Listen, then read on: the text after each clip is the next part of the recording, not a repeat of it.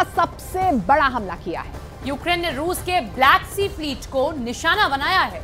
इस नौसैनिक अड्डे पर यूक्रेन ने ब्रिटेन से मिली स्टॉर्म शैडो मिसाइलों से धावा बोल दिया है। इस हमले के बाद पूरे क्राइमिया में अलर्ट जारी कर दिया गया है। लगातार सायरन की आवाजें भी सुनाई दे रही हैं। इन सब के बीच में रूस भी बड़े पलटवार की अब तैयारी में लगा हुआ है।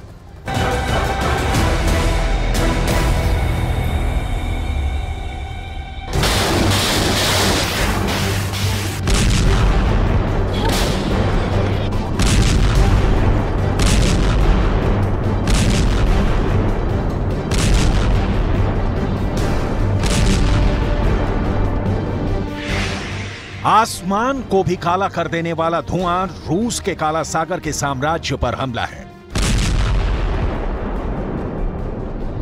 यूक्रेन ने रूस के ब्लैक सी हेडक्वार्टर पर मिसाइल से हमला कर दिया है। नेवी का हेडक्वार्टर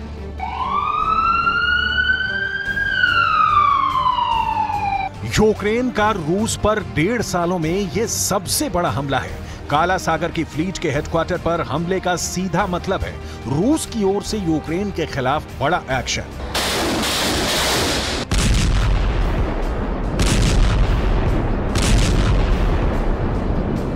लेकिन इसकी डिटेल आगे। अभी रूस के नेवल बेस पर हमले की डिटेल देखनी बहुत जरूरी है। उसके बाद इस मिसाइल की डिटेल दिखाएंगे जिसको यूक्रेन ने रूस के नेवल बेस पर दाग दिया।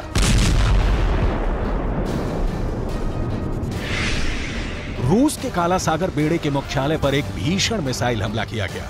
इस हमले में क्राइमिया के सेवेस्तोपोल में स्थित रूसी नौसैनिक मुख्यालय की इमारत से धुएं का गुबार निकलते हुए देखा गया। रिपोर्ट के मुताबिक नेवी मुख्यालय के करीब नागरिक इंफ्रास्ट्रक्चर को कोई नुकसान नहीं पहुंचा है। हमले के दौरान यहां कई नागरिक सड़कों पर थे, सभी सुरक्षित हैं। 5 लाख की आबादी वाले क्राइमिया में रहने वाले नागरिकों से अपील की गई है कि कोई भी हमले के दौरान अपने घरों में नहीं रहे और घटनास्थल पर फोटो खींचने से बचे।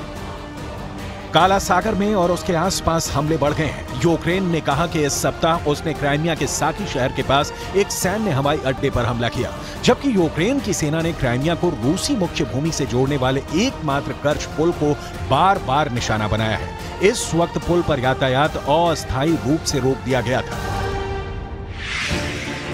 जबकि सेवेस्तोपोल पर हमले के बाद समुद्री यातायात को कुछ समय के लिए रोक दिया गया था। सेवेस्तोपोल में इस वक्त सायरन बज रहे हैं। लोगों को सावधान रहने की चेतावनी जारी की गई है। क्राइमिया का यह इलाका यूक्रेन के हवाई हमले का मेन टारगेट है। नेवल बेस पर हमला मॉस्को के लिए एक बड़ा झटका है। इस बंदरगाह को हाल ही के महीनों में कई हमलों का सामना करना पड़ा है। सोशल मीडिया पर शेयर किए गए फुटेज में रूसी नौसेना मुख्यालय से घने धुएं का गुबार निकलते हुए देखा जा सकता है, जबकि अधिकारियों ने कहा कि मिसाइल के टुकड़े पास के थिएटर के करीब गिरे थे। यूक्रेन ने इस हमले की जिम्मेदारी ली है, मतलब यूक्रेन वॉर जोन में फ्रंट फुट पर है। यूक्रेन जानता है कि यह हमला नौसैनिक कमांड बेस पर हमले का मतलब क्या होता है। काला सागर में रूस का आज से नहीं दशकों से बोलबाला रहा है। उसके नेवल बेस पर यूक्रेन ने अटैक कर पुतिन को सीधा चैलेंज किया है। युद्ध में पुतिन का अब अगला कदम क्या होगा, इसके बारे में एक्सपर्ट्स का क्या कहना है, देखिए। उससे पहले रूस के काला सागर बेड़े के बारे में थोड़ी सी जानकारी जरूरी है। उत्तरी बेड़ा, जिसका मुख्यालय सेवरोमोर्स्क में है, यह रूस की नौसेना का मुख्य बेड़ा है। बाल्टिक बेड़ा, बाल्टिक बेड़े का मुख्यालय कलिनिनग्राद में है। काला सागर बेड़ा सेवेस्तोपोल में मुख्यालय है जिस पर हमला हुआ है। ऑपरेशनल कमांड साउथ, भूमध्य सागर में रूसी नौसेना का स्थायी कार्यबल। कैस्पियन फ्लोटिला, इसका मुख्यालय अस्त्रखान में है। प्रशांत बेड़ा, प्रशांत बेड़े का मुख्यालय व्लादिवोस्तोक में है। रूस के इन 6 फ्लीट में से एक को यूक्रेन ने तबाह कर दिया है। काला सागर में यूक्रेन ने रूस को रुला दिया है। जिस मिसाइल से यूक्रेन ने रूस के नेवी हेडक्वार्टर पर हमला किया है, बताया जा रहा है कि क्राइमिया प्रायद्वीप पर रूस के एयर डिफेंस सिस्टम सक्रिय है, लेकिन इस बीच क्राइमिया पुल पर वाहनों की आवाजाही रोक दी गई है। यह हमला तब हुआ है जब रूस के रक्षा मंत्रालय ने कहा कि स्थानीय समय के मुताबिक लगभग 10:30 बजे वायु रक्षा ने क्राइमिया के पश्चिमी तट पर एक यूक्रेनी गाइडेड मिसाइल और 2 ड्रोन को नष्ट कर दिया।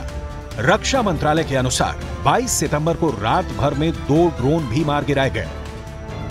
यूक्रेन का लक्ष्य क्राइमिया है, जिस पर पुतिन का 2014 से कब्जा है।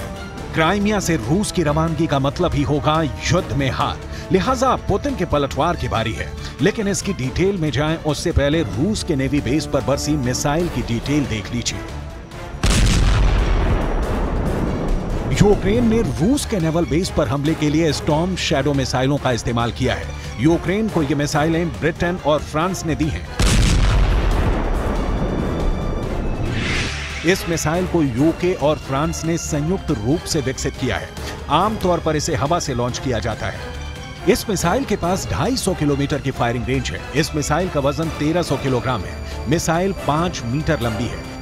स्टॉर्म शैडो की स्पीड 950 किलोमीटर प्रति घंटा है। इस मिसाइल में 450 किलोग्राम का वॉरहेड लोड किया जा सकता है। पूर्वी यूक्रेन के जितने हिस्से पर रूस ने कब्जा किया है, उस पर स्टॉर्म शैडो सटीक हमला करने की क्षमता रखती है।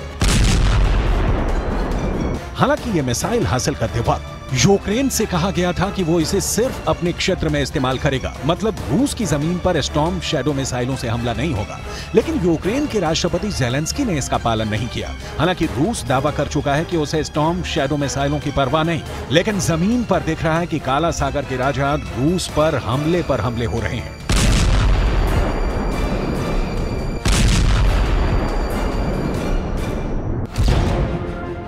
काला सागर उत्तर और उत्तर पश्चिम में यूक्रेन, पूर्व में रूस और जॉर्जिया, दक्षिण में तुर्की और पश्चिम में बुल्गारिया और रोमानिया से घिरा हुआ है। यह परंपरागत रूप से यूरोप के लिए रूस का गर्म पानी का प्रवेश द्वार रहा है।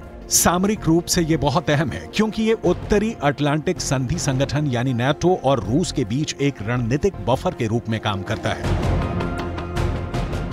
रूस 2014 के क्राइमिया पर कब्जे के बाद से ही काला सागर पर पूर्ण नियंत्रण हासिल करना चाहता है और इसीलिए उसका ब्लैक सी फ्लीट बहुत शक्तिशाली रखा गया है। लेकिन अब इस पर भी यूक्रेन ने हमला कर दिया है।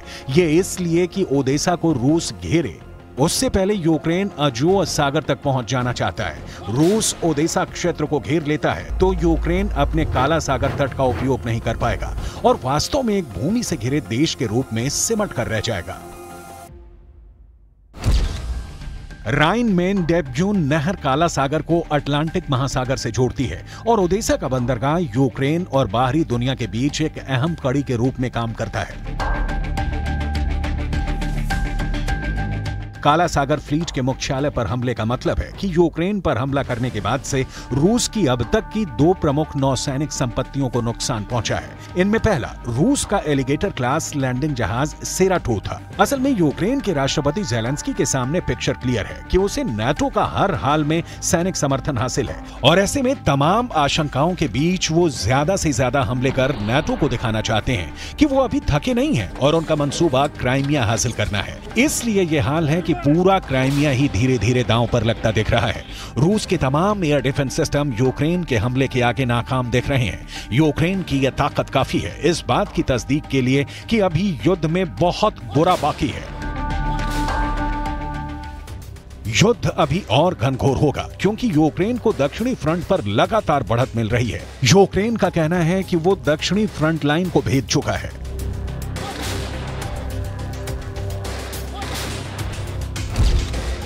डोनेट्स्क, मारियोपोल, खेरसोन, क्राइमिया, ये चारों इस वक्त रूस के कब्जे में हैं। यूक्रेन का कहना है कि उसने जवाबी कार्रवाई में 965 किलोमीटर लंबी फ्रंट लाइन के 3 स्थानों पर हमला किया।